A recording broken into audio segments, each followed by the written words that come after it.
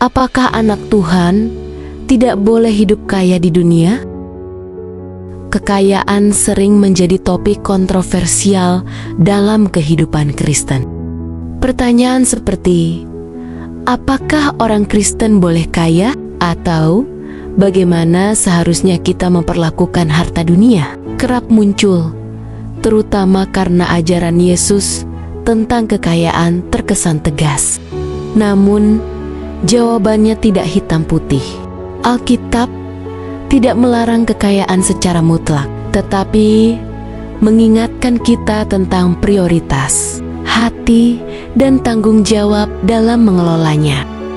Pertama, Yesus dan pandangannya tentang kekayaan. Yesus tidak pernah secara eksplisit melarang umatnya untuk menjadi kaya, tetapi ia mengingatkan tentang bahaya cinta akan uang. Matius 6 ayat 24. Dalam Lukas 12 ayat 15, ia berkata, "Berjaga-jagalah dan waspadalah terhadap segala ketamakan, sebab walaupun seorang berlimpah harta, hidupnya tidaklah tergantung pada kekayaannya." Kekayaan bagi Yesus bukanlah masalah kepemilikan, melainkan sikap hati. Contoh nyata adalah kisah orang muda yang kaya. Matius 19 ayat 16 sampai 26. Yesus memintanya menjual semua hartanya untuk mengikutinya, bukan karena kekayaan itu jahat, tetapi karena harta itu telah menjadi berhala dalam hidupnya. Di sisi lain, ada tokoh seperti Zakeus. Lukas 19 ayat 1 sampai 10. Seorang pemungut cukai yang kaya. Setelah bertobat, ia memilih untuk membagikan separuh hartanya kepada orang miskin. Yesus tidak mengecam kekayaannya, tetapi memuji perubahan hatinya.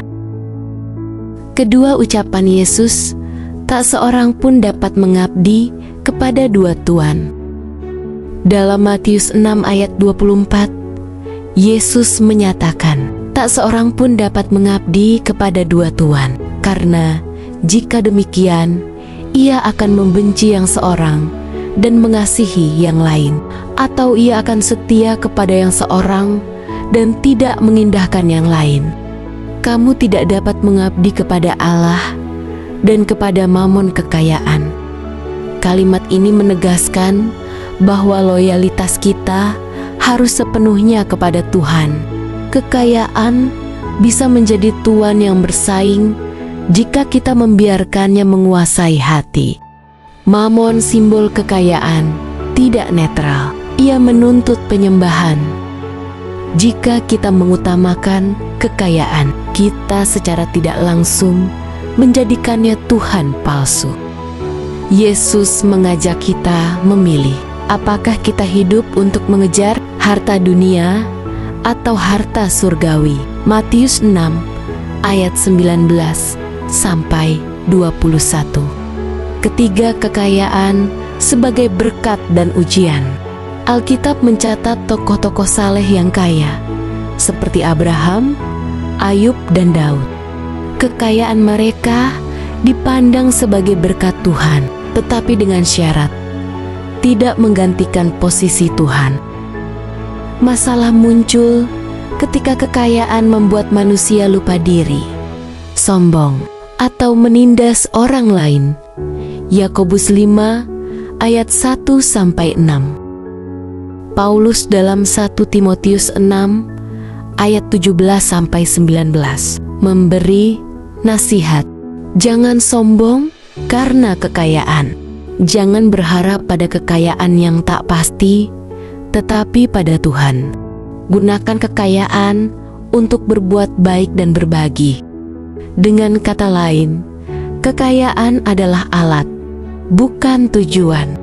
Ia bisa menjadi berkat jika digunakan untuk memuliakan Tuhan dan menolong sesama. Keempat, kritik terhadap teologi kemakmuran. Beberapa aliran Kristen seperti teologi kemakmuran mengajarkan bahwa kekayaan adalah tanda iman yang kuat. Namun, pandangan ini sering dikritik karena bertentangan dengan ajaran Yesus tentang pengorbanan dan salib. Penulis seperti Tim Keller dalam bukunya Counterfeit Gods menjelaskan bahwa kekayaan bisa menjadi berhala jika kita menempatkannya di atas Tuhan. C.S. Lewis dalam Mere Christianity juga menulis, kekayaan mungkin tidak menjauhkan kita dari Tuhan, tetapi yang mudah membuat kita tidak membutuhkannya. Saat kita merasa aman karena harta, kita lupa bahwa hidup kita bergantung pada anugerahnya. Kelima, prinsip hidup sebagai pengelola stewardship. Konsep Alkitab tentang kekayaan bukanlah kepemilikan mutlak, melainkan pengelolaan. Kita adalah penata layan yang bertanggung jawab atas apa yang dipercayakan Tuhan. 1 Korintus 4 ayat 2 ini mencakup kejujuran, menghindari korupsi atau eksploitasi, kesederhanaan, hidup secukupnya, bukan berfoya-foya, kemurahan hati, membagikan kelebihan kepada yang membutuhkan. 2 Korintus 9 ayat 6-7. Kesimpulan, anak Tuhan boleh hidup kaya, asalkan kekayaan tidak menguasai hatinya. Kekayaan adalah ujian kesetiaan. Apakah kita menggunakannya untuk kemuliaan Tuhan atau diri sendiri? Yesus mengajak kita untuk mencari kerajaan Allah terlebih dahulu. Matius 6 ayat 33. Dan segala sesuatu termasuk kekayaan akan dipakainya untuk tujuan yang mulia. Mari kita berdoa, memohon hikmat dalam mengelola kekayaan. Bapa yang maha baik di surga, pada pagi ini kami datang menghadap-Mu dengan hati terbuka. Engkau tahu setiap pergumulan kami, termasuk pergumulan tentang bagaimana memperlakukan harta dunia. Kami sering bingung, apakah kekayaan ini berkat atau ujian? Apakah kami boleh menikmatinya atau harus meninggalkannya? Tuhan, ajarlah kami untuk mengerti firman-Mu. Dalam Matius 6 ayat 24, Engkau mengingatkan bahwa kami tidak bisa mengabdi kepada dua tuan. Mampukan kami untuk memilih Engkau sebagai satu-satunya Tuhan dalam hidup.